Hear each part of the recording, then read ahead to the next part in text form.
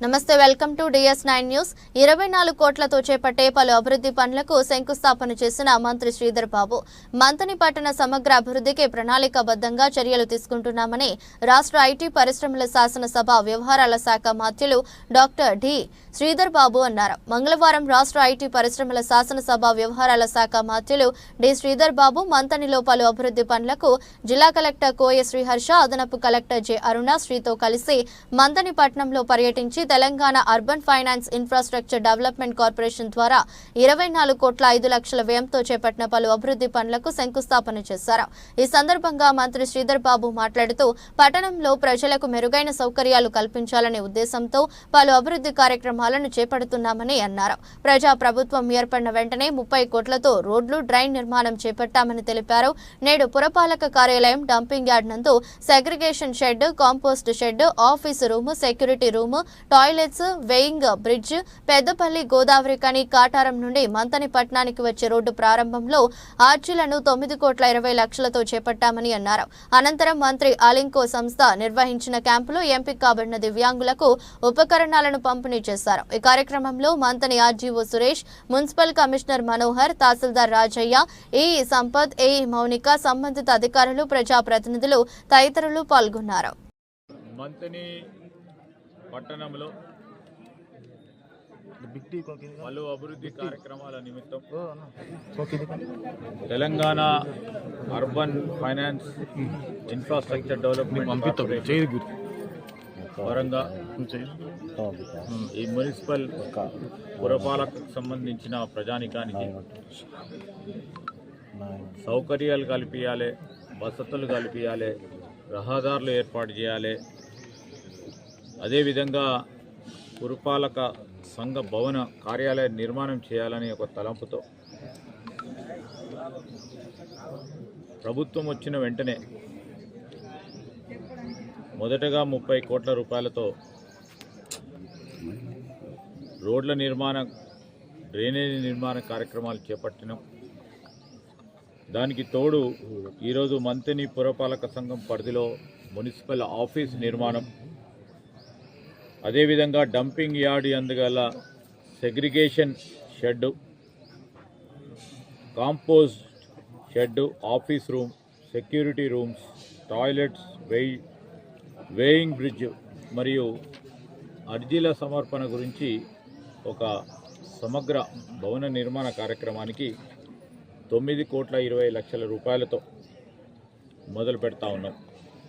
అదేవిధంగా మంతని పట్టణంలో RTC bus depot, Sriram Nagar నుండి మాతా శిశు హాస్పిటల్కు సంబంధించి గీట్లమ్నారెడ్డి విగ్రహం వద్ద, పోచమ్మవాడ నుండి Godavarikhani cross roads, Linegadda, Gangapuri cross roads, Kuchirajapalli cross roads central lighting ఏర్పాటు చేయటకు, వీటన్నిటిని కూడా అభివృద్ధి పరచడానికి 6,71,00,000 రూపాయలతో, దానికి తోడు మంత్రిని ఈ పురపాలక సంఘం పరిధిలో ఉన్న సమీకృత వెజ్ మార్కెట్ మరియు నాన్ మార్కెట్ నిర్మాణం గురించి, మరి వివిధ వార్డులలో కూడా సైడ్ డ్రైన్లు, సీసీ రోడ్ల నిర్మాణం గురించి 8,14,00,000 రూపాయల వ్యయంతో మొత్తం 24 కోట్ల రూపాయలతో ఈరోజు అభివృద్ధి కార్యక్రమాలకి శంకుస్థాపన చేస్తూ ఉన్నాం.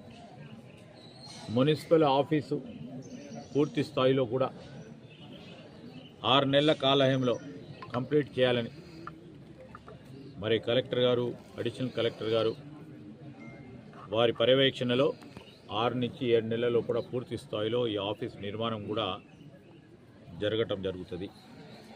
అదేవిధంగా చాలా సంవత్సరాల నుంచి తెలంగాణ రాష్ట్రం ఏర్పడ్డ తర్వాత మరి ఆనాడు ఉన్న గ్రామ పంచాయతీ, దాని తర్వాత మున్సిపల్ అయిపోయిన తర్వాత మరి అభివృద్ధి ఎక్కడ వేసిన గొంగలు అక్కడే ఉండటంతో ప్రజానికం అంతా కూడా మాకు రోడ్లు కావాలి, డ్రైన్స్ ఏర్పాటు చేసుకోవాలి, అదేవిధంగా ఈ పట్టణానికి సంబంధించి కుదుట అయిపోయింది, దీని విస్తీర్ణత పెంచాలి అనే ఒక ఆలోచన చేస్తూ ఉన్న సందర్భంలో మా ప్రభుత్వం రాగానే ముఖ్యమంత్రి రేవంత్ రెడ్డి గారితో పాటు మా సహచర మంత్రివర్గ సోదరులు కోమటిరెడ్డి వెంకటరెడ్డి గారి సహకారంతో మరి మన ప్రాంతానికి సంబంధించి అటు జిల్లాలను కనెక్ట్ చేసే ఒక బ్రిడ్జ్ నిర్మాణ కార్యక్రమం చేయాలని వారు చెప్పడంతో వెనువెంటనే ప్రభుత్వం కూడా మరి 140 కోట్ల రూపాయలతో ఈరోజు మనం గోదావరి పైన బ్రిడ్జ్ నిర్మాణం, దానికి తోడు ఒక రింగ్ రోడ్డు కూడా ఏర్పాటు చేసుకుంటే మంతిని పట్టణము సంబంధించిన విస్తీర్ణత పెరిగి కొత్త టౌన్ డెవలప్ చేసే అవకాశం ఉంటుందని, ఎందుకంటే పరిసరాల ప్రాంతానికి సంబంధించిన మన గ్రామీణ ప్రాంత ప్రజలు ఇక్కడికి వచ్చి ఈరోజు రాష్ట్ర వ్యాప్తంగా ఉన్న రైతాంగ సోదరులందరూ కూడా చాలా సంతోషంగా ఉన్నారు. ఒకవైపు రైతుల రుణమాఫీతో పాటు సన్నాలకు సంబంధించిన బోనస్ వారందరికీ రావటంతో పాటు రైతుకు సంబంధించి పెట్టుబడి సాయం ఏదైతే గత ప్రభుత్వం 5,000 ఇచ్చిందో మేము దాన్ని పెంచి సంవత్సరానికి 12,000 రూపాయలు ఇస్తా ఉన్న తరుణంలో రైతులు ఒక పక్షాన సంతోషపడితే, అయ్యో బాగా రైతులు సంతోషపడతా ఉన్నారు, కాంగ్రెస్ పార్టీకి సంబంధించి ఒకటి తర్వాత ఒకటి వారు చెప్పిన వాగ్దానాలను పూరించే కార్యాచరణలో ఉన్నారు, ఏదో మంచి పేరు వస్తుంది కాంగ్రెస్ పార్టీకని ప్రతిపక్షాలకు సంబంధించి ప్రధానంగా బీఆర్ఎస్ పార్టీకి సంబంధించిన వారు మరి గగ్గోలు పెడుతూ సంవత్సరంలోనే అనేక కార్యక్రమాలను ముఖ్యమంత్రి రేవంత్ రెడ్డి గారు, మా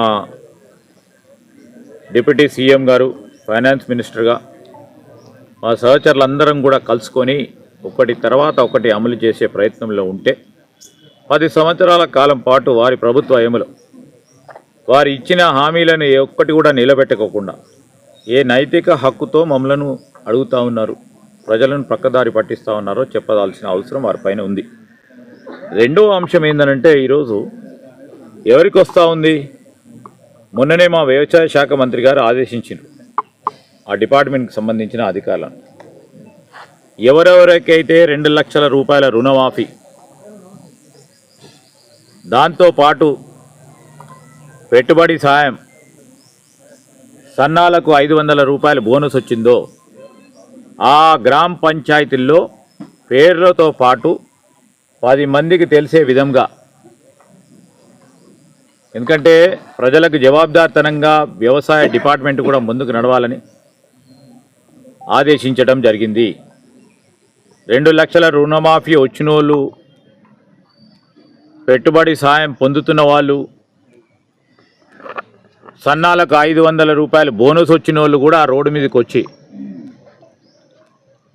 గొగ్గోలు పెడతా ఉంటే ప్రజా సోదరులకు అందరికీ కూడా తెలవాల్సిన బాధ్యత ఉంది మాకు. ఆ బాధ్యత భాగంలోనే పెద్ద ఎత్తున ఈ కార్యక్రమం చేపడతాం.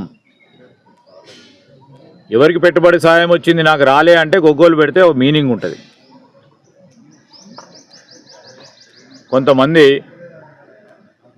పెట్టుబడి సాయం, సన్నాలు సంబంధించిన బోనస్ పొంతు, దానికి సంబంధించి 2 లక్షల రూపాయల రుణమాఫీ పొందుతూ ఈరోజు మాకు రాలేదు అని పెడితే ప్రజా సంబంధించిన ఈ ట్యాక్స్ పేయర్ మనీ ఎవరికి చెందుతుంది అని తెలియజేయడానికి వ్యవసాయ శాఖ మంత్రి తుమ్మల నాగేశ్వరరావు కూడా సంబంధిత అధికారులకు తెలియజేశారు. వారితో పాటు ఈరోజు కేవలం గ్రామ పంచాయతీల పరంగానో మున్సిపల్లో ఉన్న ఆఫీస్ పరంగానో లిస్టులు డిస్ప్లే చేయడంతో పాటు ఆ ప్రాంతాలకు సంబంధించిన స్థానిక కేబుల్ నెట్వర్క్ ద్వారా, సిటీ కేబుల్స్ ద్వారా, అదేవిధంగా సోషల్ మీడియా ద్వారా, వాట్సాప్ గ్రూపుల ద్వారా ప్రతి ఒక్కరికి తెలియజేసే కార్యక్రమం చేయబోతా ఉన్నాం. దానివల్ల ఎవరికి ఏమొచ్చింది, ఎవరికి ఏం రాలేదు, ఎంతవరకు కరెక్ట్ చెప్తా ఉన్నారు, ప్రభుత్వం ఎంతవరకు కరెక్ట్ చెప్తా ఉన్నారు, ప్రతిపక్షాలు చేసే గొగ్గోలు వారికి ఉనికి కోసం చేస్తూ ఉన్నారో ప్రజలే నిర్ణయం చేస్తారు. కనుక ఆ విధమైన ప్రయత్నంలో పోతా ఉన్నాం. తప్పకుండా ఆ కార్యాచరణ ప్రతి నియోజకవర్గంలో, ప్రతి మండలంలో, ప్రతి గ్రామంలో రాష్ట్ర వ్యాప్తంగా కూడా తీసుకోబడుతుందని వ్యవసాయ శాఖ మంత్రి గారు ఆదేశించారు. Thank you.